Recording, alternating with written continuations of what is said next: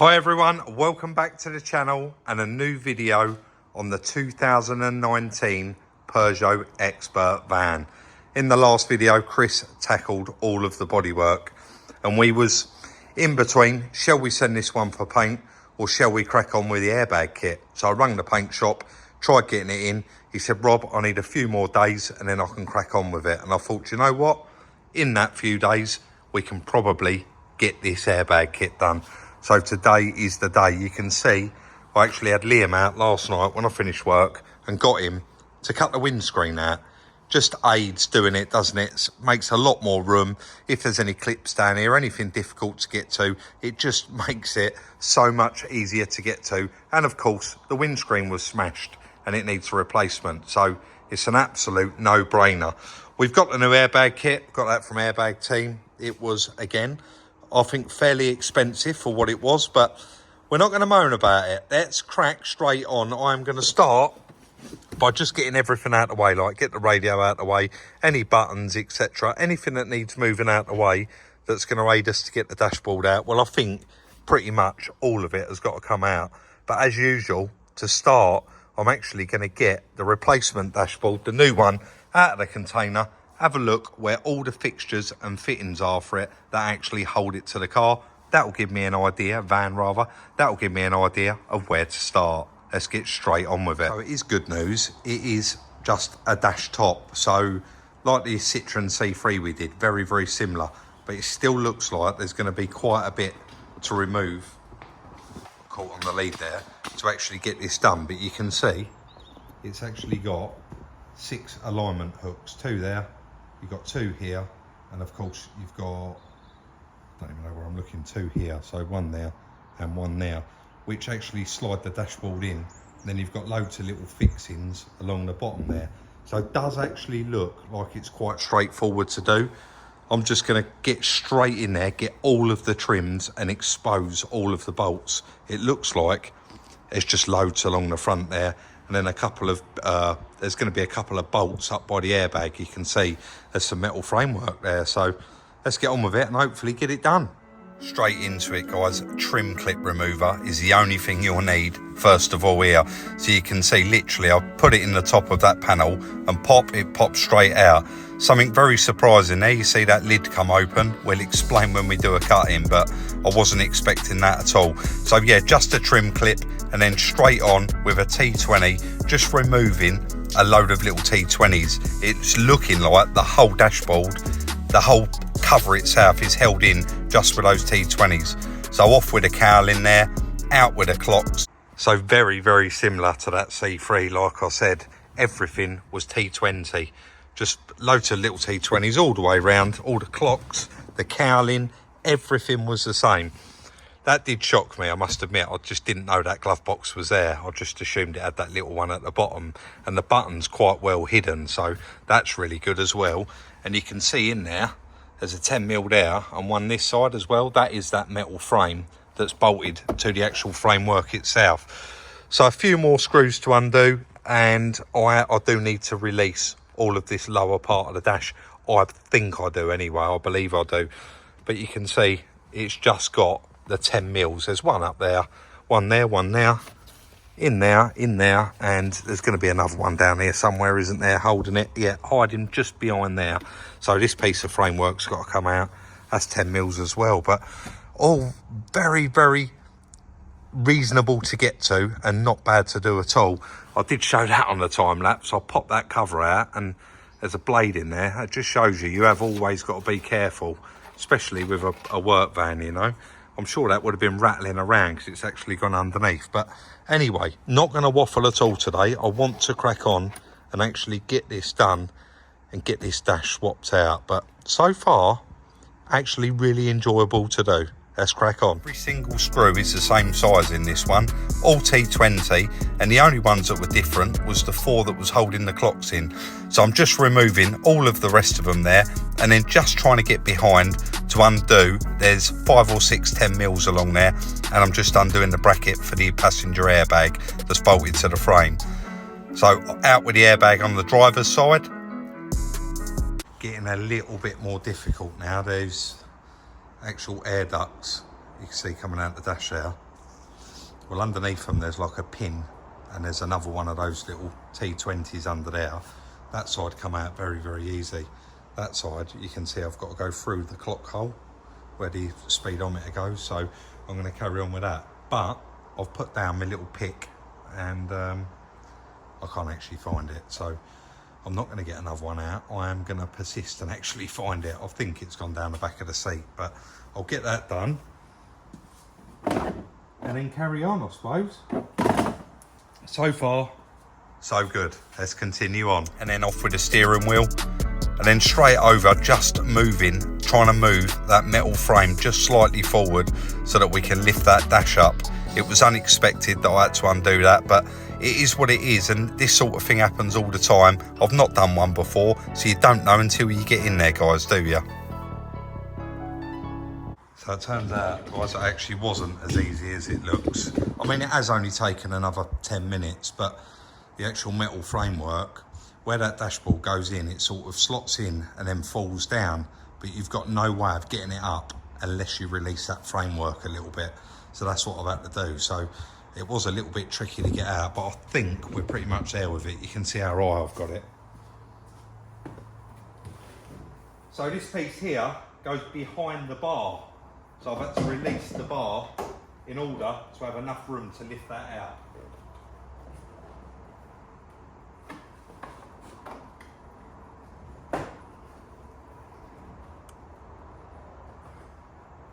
Any wires under there, guys? I think we're good.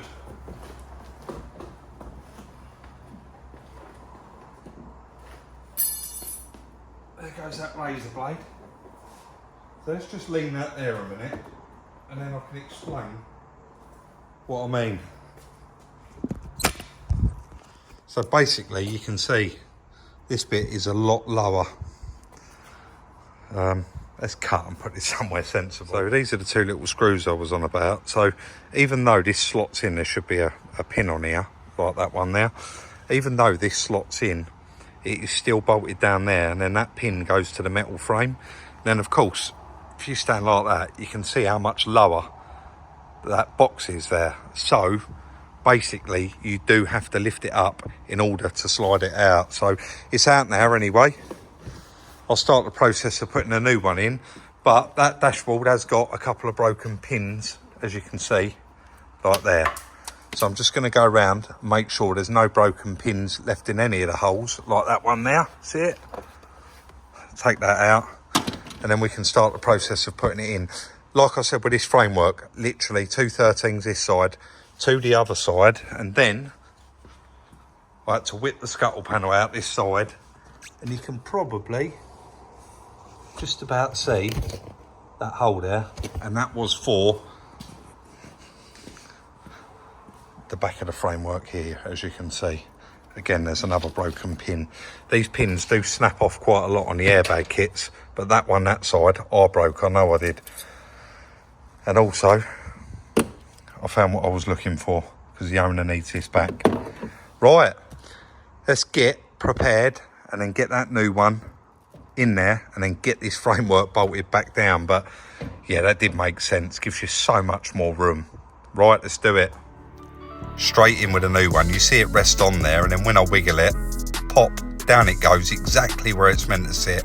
And then I concentrated on just getting those 13s back in that hold the framework, and then you'll see me jump out and go around and do the one behind the wiper motor. Once that's done, it is straight back in with those T20s and the 10 mils to start bolting the dash to the frame. So that's now the dash completely secure. All of the 10 mil fixings are back in there. I've put the A-pillars back on, and then just started. To be honest, it is quite easy, the wiring. So, because it all pretty much lays where it's meant to go. So that's a little interior light inside that glove box. Down here, these go into the back of the other glove box. There's like a USB and another socket on there. These ones, the wires, I didn't move them. And I've located the, that is actually the radio, believe it or not. I've located that in there and just clipped all of the wires back in the original holes where they was. This one's for the screen, that one's for the screen. That blue wasn't actually connected to anything. So I'll probably just continue piecing all that back together, but as you can see, they're all back in there. And, oh, excuse me, that one's back in, and the wiper motor's back in and bolted down, because fingers crossed we can get this done. In fact, it doesn't matter if we don't. Let's pull the trigger and ring Liam, and he can come and actually fit that screen, because that's not going to affect us now, is it? I'm just going to continue on, guys, and actually stick all this back together. And because all the 10 mils are back in now, it is just all of those little T20 torques to put all the way through it. So let's carry on. In with the clocks, like I said earlier, just these 4 screws were the only ones that were different. In with the screen, and then the cover literally just pushes on. You see there, it takes seconds to get it on, and then everything else goes on after it. So the cowling back on there, nice and easy to put the cowling on without the steering wheel on. And you would have seen I had a bit of orange tape there on the airbag squib, just so that when I took it off, I put that on, it can never move. In with that top surprise dashboard, glove box, and it looks like we're there with it. And there we go. But of course, guys, I've saved the best bit till last. All plugged in now. You can see. Let's get it kind of lined up. And that is it.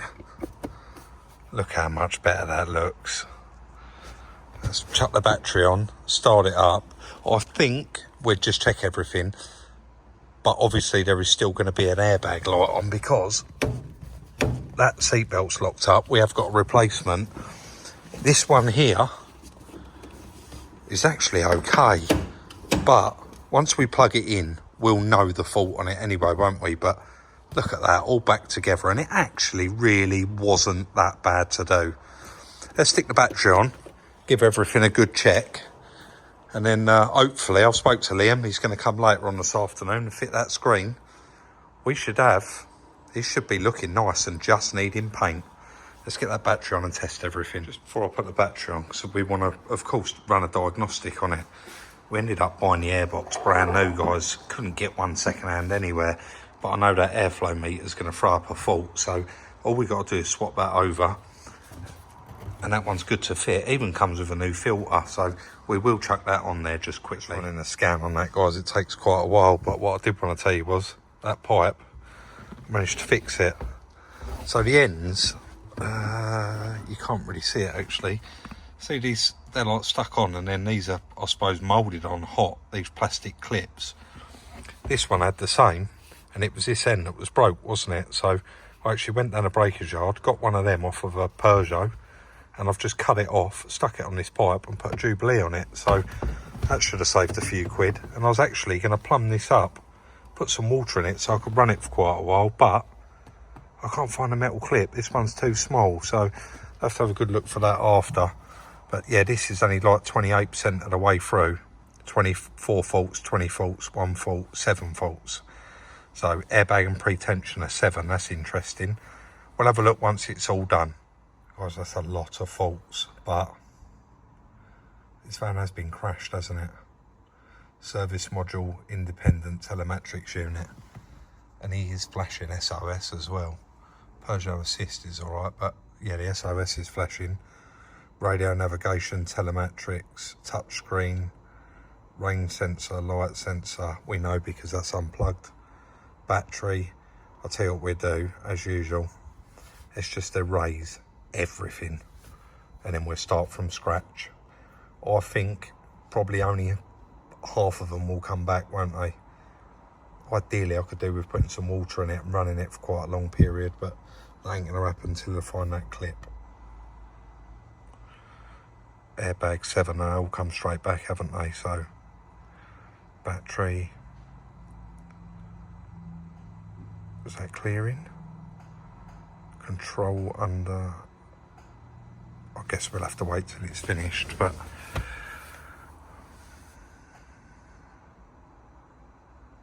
nearly there.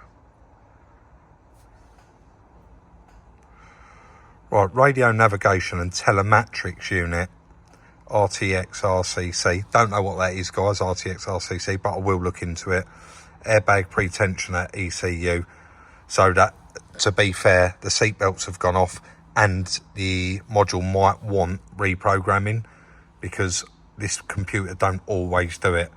Let me have a flick through here and then I'll cut back in. I'm going to be honest, guys, I think I was probably getting ahead of myself there, wasn't I? That seat belt's gone. There's a good chance this one, even though it's working, is gone as well. So what I've decided to do, they come with the kit. They've got to be changed anyway, haven't they? So I'm actually going to change them. It's just 316 mils there and one plug. So I'm going to get them swapped out and then that will rule out everything. All of the airbags are changed then, aren't they? There's no curtains in this. So if it still stays on, it's going to be just the module. And if our computer can't reset it, then I need to whip it up to Gillingham and get that done by the airbag guy. And the diagnostic needs a good charge anyway. So while that's charging, I'm going to change both of these seat belts. That one is lock solid. So the little up and down is not actually working. And it looks like it's all the way down. So I may even have to cut that seat belt or undo the nut and hopefully it pings open. Let's get them done. It turns out it has gone off, guys. It blows that sticker off and that will be down in the bottom. You see if I can find it.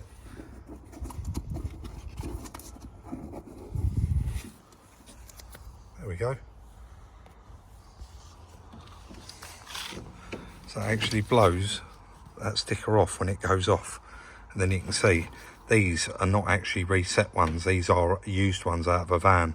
But that is the little airbag team sticker on there. So just one more bolt and get that swapped out. Very, very easy to do. What an absolute star Liam is. He's arrived from work. He's stopped on his way home. He ordered this screen for us. And as usual, made quite light work of it. That's his young son Stephen there. He's training him up. And he cracks on, helps his dad. His dad tells him what to get and he knows exactly what to get and goes and gets it. In with a new screen, up with a bonnet. Unfortunately, the bonnet catch does keep popping out on this. We need to get a clip for it.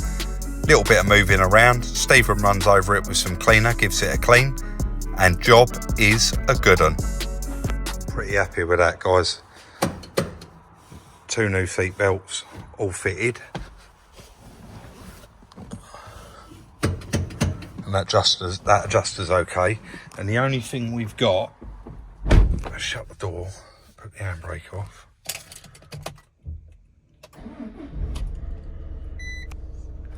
Engine management light's cleared. You can see we've got airbag light and we've got a spanner light up there, but we've still got a lot of stuff that's not plugged in under the bonnet. I'm really couldn't be happier with it. And of course, he's an absolute legend, Liam.